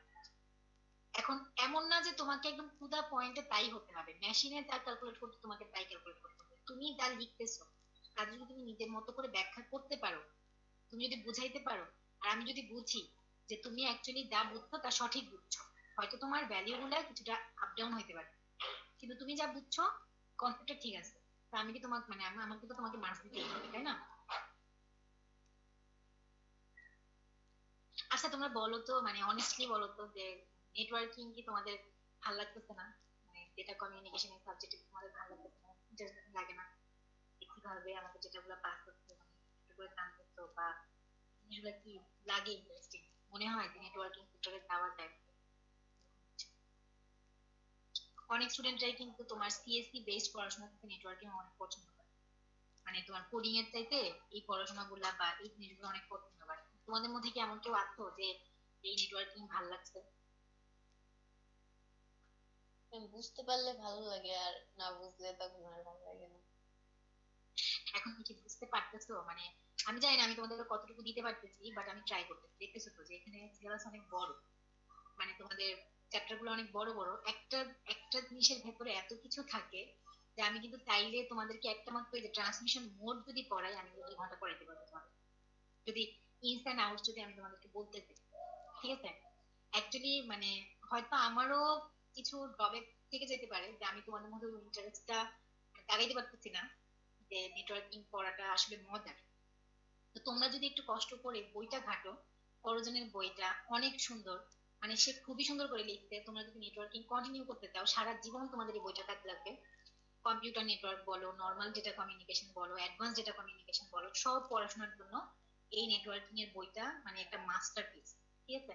তো ওটা যদি তোমরা পড়ো আর যদি লাইন বাই লাইন বুঝতে পারো, দেখবা যে একটা টাইমে, আমি নিজেও কিন্তু নেটওয়ার্কিং পড়ছি, এটা কিন্তু মানে টিচাররা যে খুব বেশি ধরাই দিতে পারছে, কারণ এত হিউজ সিলেবাস আসলে ধরাই দিতে পারে না। মানে প্রতিটা জিনিস অত ভালো করে বোঝানো বা অত ভালো করে ইয়ে করা বা রিয়েল লাইফে এক্সাম্পল দিয়ে দিয়ে বোঝানোটা আসলে পসিবল হয়ে ওঠে না টাইমের। তো একটু নিজেরাও যদি পড়ো, দেখবা যে ইজি, মানে বুঝতে পারতেছো। এখানে যতটুকু বুঝছো বইটা পড়লে দেখবা যে 80% তুমি কনজিউম করে ফেলতে পারছো। একটু কাইন্ডলি যাদের একটু মানে আমি রিকোয়েস্ট করতে তোমাদেরকে, যারা একটু ভালো পড়াশোনা করো তোমাদের মধ্যে, তারা একটু বইটা একটু মানে পড়বা। দেখবা যে এমনও হইতে পারে, তোমরা তো এখন মাঝ বরাবর আছো, এমনও হইতে পারে যে তোমরা অনেকের ক্যারিয়ারে তোমরা নেটওয়ার্কিং নিয়ে স্টার্ট করতে চাইবা। আর এই ক্যারিয়ারটা কিন্তু অনেক স্মার্ট একটা ক্যারিয়ার। নেটওয়ার্কিং এর ক্যারিয়ার অনেক হ্যান্ডসাম ক্যারিয়ার, অনেক ভালো ক্যারিয়ার। তো তোমরা যদি এই জিনিসগুলো নিয়ে একটু ঘাটাঘাটি করো, জানো মানে জানো, অনেক ভালো ভালো জায়গায় তোমাদের জব করতে পারো এবং ইনিশিয়ালি তোমরা অনেক ভালো করতে পারো। ঠিক আছে? এটা নিয়ে চিন্তা করতে পারো যদি মানে এখানে ভালো লাগাটা কাজ করে আর কি। বই পড়ে বা লেকচার গুলো দেখে যদি তোমাদের ভালো লাগা কাজ করে, তোমরা যাইতে পারো এই সেক্টরে। এটা অনেক ভালো একটা সেক্টর, বেসিক্যালি যাদের প্রোগ্রামিং একটু কম হয়। ঠিক আছে? আচ্ছা, এখন আমরা একটু ট্রান্সমিশন মোডের দিকে যাই। ডেটা ট্রান্সমিশন আসলে দুই ধরনের মোডে হতে পারে, মানে দুই ভাবে হতে পারে। একটা হচ্ছে প্যারালাল ওয়েতে, একটা হচ্ছে সিরিয়াল ওয়েতে। এখন প্যারালাল ওয়ে যেটা, সেটা হচ্ছে তোমার একসাথে তুমি অনেক বিট সেন্ড করতে পারো। এখন ওয়েটা অ্যাকচুয়ালি কি মিন করতে, তুমি সেন্ডার থেকে রিসিভারে কতগুলো ডাটা পাঠাবো। আমরা তো আমাদের মেইন কাজটাই তো ডাটা পাঠানো, তাই না? এক জায়গা থেকে আরেক জায়গায় আমি ডাটা পাঠাবো। এখন আমি যে ডেটাগুলো পাঠাচ্ছি, সেটাকে ধরো তোমার সকল প্রকারের মেকানিজম করার পরে তোমার ডেটাটা প্রিপেয়ার। এখন জাস্ট তুমি চ্যানেলের ভিতর দিয়ে পাঠানো। পাঠানোর সময় তুমি কিভাবে পাঠাবে, ওই যে কিভাবে পাঠাবা সেইটাই হচ্ছে দুই ধরনের। একটা হচ্ছে প্যারালাল ওয়ে আর একটা হচ্ছে সিরিয়াল ওয়ে। প্যারালাল আমরা জানি যে একসাথে অনেকগুলো কাজ করে, প্যারালালি করে। আর সিরিয়াল কি, একটার পর একটা, একটার পর একটা, একটার পর একটা এভাবে যায়। তো প্যারালাল ট্রান্সমিশনের কোনো প্রকার ভেদ নাই। আমাদের নর্মালি সেন্ডার থেকে রিসিভার ট্রান্সমিশনটা প্যারালালি হয়ে থাকে, ডিজিটাল ট্রান্সমিশন। আচ্ছা, এই কাজটার পরে কি তোমাদের কোনো ক্লাস আছে? জি ম্যাম। ঠিক আছে। আচ্ছা ঠিক আছে, আমি একটু তাড়াহুড়া করি এই চ্যাপ্টারটা শেষ করে দিচ্ছি। তো প্যারালাল হচ্ছে একসাথে অনেকগুলো ডেটা পাঠাবে। যেমন দেখো, সেন্টার থেকে রিসিভার এন্ডে একসাথে কি করতেছে, 0 থেকে 1 2 3 4 5 6 7 8 9, মানে আটটা বিট সে পাঠাবে, আটটা লাইন দিয়ে। ঠিক আছে? প্রত্যেকটা বিটের জন্য একটা করে লাইন ক্রিয়েট করা হয়েছে। এট এ টাইম, একই সেকেন্ডে, একই ইউনিট টাইমে সে আটটা বিট সেন্ড করতে পারতেছে এবং রিসিভার আটটা বিট তোমার ক্যাপচার করতে পারতেছে আটটা লাইন দিয়ে। এটা সমস্যাটা কি? সমস্যা হচ্ছে তুমি মানে সুবিধা হচ্ছে তুমি একসাথে অনেক ডেটা ট্রান্সমিট করতে পারো। হ্যাঁ, প্রতি সেকেন্ডে যদি তুমি আটটা করে ডেটা ট্রান্সমিট করতে পারো, তার মানে কি, মানে প্রতি সেকেন্ড তো না, মিলি সেকেন্ড না মাইক্রো সেকেন্ডে আমরা ইয়ে করে কাউন্ট করে দিই। তো তার মানে কি, তুমি পার আওয়ার বা পার মিনিট কত কত ডেটা পাঠাতে পারছো, অনেক ডেটা পাঠাতে পারো। তো এটা হচ্ছে আমার সুবিধা, যে আমরা খুব বেশি পরিমাণে ডেটা অল্প সময়ে সেন্ড করতে পারি। কিন্তু অসুবিধা হচ্ছে এই যে দেখো আমার আটটা ডেটা লাইন লাগতেছে, এই ডেটা লাইনটাই হচ্ছে অসুবিধা, ব্যান্ডউইথ বেশি লাগতেছে। ঠিক আছে? এতগুলো লাইন, এটা কমপ্লেক্স। তো এটার জন্য আমরা যেটা ইউজ করতে পারি সেটা হচ্ছে সিরিয়াল ট্রান্সমিশন। সিরিয়াল ট্রান্সমিশনের সুবিধা কি, লাইন কম লাগে, একটা লাইন দিয়ে তুমি একের পর এক, একের পর এক, একের পর এক সিরিয়ালি ডেটা পাস করো। ঠিক আছে? কিন্তু এতে করে হচ্ছে কি, যে প্যারালালে যেরকম তুমি একই সময়ে অনেকগুলো ডেটা পাস করতে পারতেছো, এখানে কিন্তু তা না, একটা নির্দিষ্ট সময়ে তুমি একটা মাত্র ডেটাই পাস করতে পারো। তো দুজনেরই তোমার অ্যাডভান্টেজ আছে, দুজনেরই ডিসঅ্যাডভান্টেজ আছে। তো যদি আমি সিরিয়ালি ডেটা পাস করতে চাই, বললাম যে সেন্ডার থেকে রিসিভার এন্ডে ডেটা যখন আমি সেন্ড করতে চাই, এটা অ্যাকচুয়ালি প্যারালাল বেসিসেই হয়ে থাকে। কিন্তু আমি যদি সিরিয়াল ট্রান্সমিশন ইউজ করতে চাই, সেক্ষেত্রে আমাকে এই সেন্ডার সাইডে একটা parallel to serial converter use করতে হবে, যে প্যারালাল বিটগুলোকে সে সিরিয়ালে কনভার্ট করে দিবে, দেন ওই চ্যানেলের মধ্য দিয়ে পাঠাবে একটা চ্যানেল দিয়ে। দেন কি হচ্ছে, আবার রিসিভার এন্ডেও তো আসছে, সিরিয়াল থেকে প্যারালাল করতে হবে, তাই না? যেহেতু আমি এখানে সিরিয়াল ডেটা পাঠাচ্ছি, রিসিভার কি ভাববে, তুমি তো প্যারালালি পাঠাচ্ছি এটা ভাববে। কিন্তু না, তোমাকে এই সিরিয়ালটাকে আগে প্যারালাল করতে হবে, দেন রিসিভার এন্ড ওটাকে রিসিভ করবে। ঠিক আছে, serial to parallel converter use করতে হয়। এখন সিরিয়াল কমিউনিকেশন আবার প্যারালালের কোনো প্রকারভেদ নাই, কিন্তু সিরিয়াল কমিউনিকেশন আবার তিন প্রকার। একটা হচ্ছে অ্যাসিনক্রোনাস, সিনক্রোনাস এবং আইসোক্রোনাস। কেন তিন প্রকার? কারণ হচ্ছে সিরিয়ালের ক্ষেত্রে একটা জিনিস খেয়াল করবা, যে তুমি একটা বিটের পর একটা বিট পাঠাচ্ছ, তার মানে একটা বিট ডিউরেশনের ব্যাপার আছে, তাই না? ওই যে সিনক্রোনাইজেশনের ব্যাপার আছে বলছিলাম না, যে যদি তুমি সেন্ডার সাইড থেকে যেই হারে পাঠাচ্ছ, যেই বিট রেটে পাঠাচ্ছ, রিসিভার এন্ড যদি সেই হারে রিসিভ করতে না পারে, সেক্ষেত্রে কি তোমার কি কম্প্রেশন হবে, রাস্তার মধ্যে জ্যাম পড়বে, তখন কি তোমার অনেকগুলো ডেটা লস হবে। তো এই ধরনের প্রবলেমের জন্য হচ্ছে কি, সিরিয়াল ট্রান্সমিশনের জন্য আমি তিন ধরনের ট্রান্সমিশন পাই, একটা হচ্ছে অ্যাসিনক্রোনাস, একটা সিনক্রোনাস এবং একটা হচ্ছে আইসোক্রোনাস। অ্যাসিনক্রোনাস শুনতেই শোনা যাচ্ছে যে এখানে কোনো টাইমিং থাকবে না, একটা বিট পরে আরেকটা বিট কখন যাবে, কখন পরে যাবে, তার জন্য কোনো টাইমিং থাকবে না। টাইমিং কোনো মানে তোমার এখানে মানে টাইম মেনটেন করার মতো কিছু থাকবে না। কিন্তু সিনক্রোনাসের মধ্যে তুমি টাইম মেনটেন করবে। আইসোক্রোনাস হচ্ছে এই দুইটার কম্বিনেশন, এবং এটা হচ্ছে রিয়েল ডেটা ট্রান্সফারের ক্ষেত্রে ইউজ করা হয়। যেমন তোমার অডিও, ভিডিও, মাল্টিমিডিয়া যত যেটা আছে সব সেগুলো তোমার সেন্ড করার জন্য ওভার ইন্টারনেট আইসোক্রোনাসে ইউজ করা হয়। তো এখানে দেখো যে সিরিয়াল কমিউনিকেশনের ক্ষেত্রে অ্যাসিনক্রোনাসটা কি করতেছে, যেটা মনে রাখতে হবে, এটা রিডিং করলে নিজেরাই বুঝতে পারবা, কিন্তু যেটা মেইন কনসেপ্ট সেটা হচ্ছে তোমার আটটা আটটা করে বিট আমি সেন্ড করি, এবং বিটের সামনে একটা আটটা আটটা করে বিট না, মানে একটা নির্দিষ্ট সংখ্যক বিট করে আমি সেন্ড করি। দেন হচ্ছে বিটের সামনে একটা স্টার্ট বিট থাকে, একটা এন্ড বিট থাকে, রিসিভারকে বোঝাই দেওয়ার জন্য যে এখানে আমার একটা বাইট শুরু হচ্ছে, না আটটা আটটা করে বিট আমি সেন্ড করি, একটা করে বাইট সেন্ড করি। তো সামনে একটা জিরো থাকে, এটা হচ্ছে আমার স্টার্ট বিট বলে, এবং পেছনে একটা ওয়ান থাকে, এটা আমার স্টপ বিট বলে। এটা দেখে আমার রিসিভার বুঝতে পারে যে এখান থেকে আমার বাইটটা একটা বাইট মানে একটা ইন্ডিভিজুয়াল বাইট শুরু হচ্ছে, এবং এখানে আসার পরে একটা ইন্ডিভিজুয়াল বাইট শেষ হচ্ছে। তারপর দুইটা বাইটের মাঝখানে, কনজিকিউটিভ বাইটের মাঝখানে একটা ছোট গ্যাপ থাকে। এটাই হচ্ছে আমার অ্যাসিনক্রোনাস ট্রান্সমিশনের বৈশিষ্ট্য। স্টার্ট বিট থাকবে, এন্ড বিট থাকবে, এবং মাঝখানে একটা গ্যাপ থাকবে। সিনক্রোনাসের ক্ষেত্রে এরকম কোনো কিছুই থাকবে না, তার কোনো স্টার্ট বিট থাকবে না, তার কোনো এন্ড বিট থাকবে না, এবং তাদের মাঝখানে কোনো প্রত্যেকটা বাইটের মাঝখানে কোনো গ্যাপও থাকবে না। এটা ফ্রেম ম্যানারে ট্রান্সফার করবে, একটার পর একটা ফ্রেম। যখন তোমার তুমি বিট কতগুলো বিট পাঠাবা, তখন ওই বিটগুলোকে একটা নির্দিষ্ট সংখ্যক বিটে সে হচ্ছে ফ্রেমিং করে দিবে, একটা একটা করে ফ্রেম করে, দেন ফ্রেম গুলোকে সে সেন্ড করবে, এবং ফ্রেম গুলার ডিউরেশন গুলা কিন্তু সিনক্রোনাইজড থাকবে, মানে টাইমিংটা সিনক্রোনাইজ থাকবে, যে যেই টাইমিং এ সেন্ডার পাঠাচ্ছে সেম টাইমিং এ রিসিভার সেটা গ্রহণ করবে। আর আইসোক্রোনাস যেটা, সেটা হচ্ছে যে আনইভেন ডিলে, মাল্টিমিডিয়া ট্রান্সমিশন গুলোর মধ্যে আনইভেন ডিলে আমার একসেপ্টেবল না। যেমন ভিডিওর ক্ষেত্রে কি হচ্ছে, আমি একটা নির্দিষ্ট সময়ে তোমার 30 করে ইমেজ পাস করতে পারি, 30টা করে ফ্রেম কিন্তু পাস করতে হচ্ছে, ইমেজ বা ফ্রেম পাস করতে হচ্ছে। তো তারপরে কিন্তু আমি, এটা তো জানো তোমরা তাই না, যে ভিডিও মুভিং মুভিং পিকচারটা যে আমরা দেখি বা ভিডিওটা দেখি, ওটা অ্যাকচুয়ালি কি, ভিডিওকে আমরা কি বলতে পারি, মুভিং পিকচার। ওটা কিন্তু অনেকগুলো ফ্রেম, অনেকগুলো তোমার ছবির সমন্বয়ে কিন্তু ভিডিওটা তৈরি। ভিডিও কিন্তু অ্যাকচুয়ালি কোনো এমন না যে তুমি সরাসরি রেকর্ড করতেছো ভিডিও হচ্ছে, কিন্তু অনেকগুলো মানে পিকচারের সমন্বয়, অনেকগুলো ফ্রেমের সমন্বয়ে গঠিত, ঠিক আছে? মানে গ্রাফিক্স এই টাইপের কোন একটা সাবজেক্টে মনে হয় তোমরা দেখতে পারো। তো ওখানে যেটা হয় যে একটা নির্দিষ্ট টাইমে তুমি তো অনেকগুলো ইয়ে পাঠাচ্ছ, ইমেজ বা ফ্রেম পাঠাচ্ছ। তো এটার জন্য তোমার আনইভেন দিলে একটা ফ্রেম একটা নির্দিষ্ট সময় পর গেল, আরেকটা ফ্রেম 5 সেকেন্ড লেট করে গেল, এরকম কিন্তু চলবে না। এতে করে কিন্তু আমার ভিডিওটা আমি মানে ঠিক মতো সুষমভাবে দেখতে পারবো না। তো এই ধরনের ডিলের জন্য আমি আইসোক্রোনাস ট্রান্সমিশন ইউজ করি। এটা অ্যাকচুয়ালি অ্যাসিনক্রোনাস ওয়েতে ডেটা, মানে ফ্রেমগুলোকে অ্যাসিনক্রোনাস ওয়েতে সেন্ড করে, কিন্তু স্টিল প্রত্যেকটা ফ্রেম একজন একজনের সাথে সিনক্রোনাইজড থাকে, ঠিক আছে? তো এই ছিল আমাদের অ্যাসিনক্রোনাস, সিনক্রোনাস এবং আইসোক্রোনাস। আর আমাদের ট্রান্সমিশন মোড প্যারালাল এবং সিনক্রোনাস, সরি সিরিয়াল। আচ্ছা, তো আমাদের চ্যাপ্টার 4 এখানে শেষ, তোমরা এটা দেখবা। আর নেক্সট ক্লাসটা হচ্ছে আমরা চ্যাপ্টার 5টা কিছুটা পড়বো, মানে পড়তে পারি, আর নইলে আমরা রিভিউ ক্লাসটা নেব, ঠিক আছে? তোমাদের আগামীকালকে ক্লাসটা হচ্ছে রিভিউ ক্লাস। তো তোমরা যা যা পড়ালাম তা একটু দেখে আসবা, রিভিউ ক্লাসটা যেন তোমাদের কোনো প্রবলেম থাকলে সেটা যেন শেয়ার করতে পারো, ঠিক আছে? আচ্ছা, এখন কথা হচ্ছে তোমাদের আইডি গুলো একটু চ্যাট বক্সে লিখে দাও, লিখে লিখে সাথে লিভ নাও, তোমাদের অন্য ক্লাসে জয়েন করো। ম্যাম, হ্যাঁ বলো। ওই যে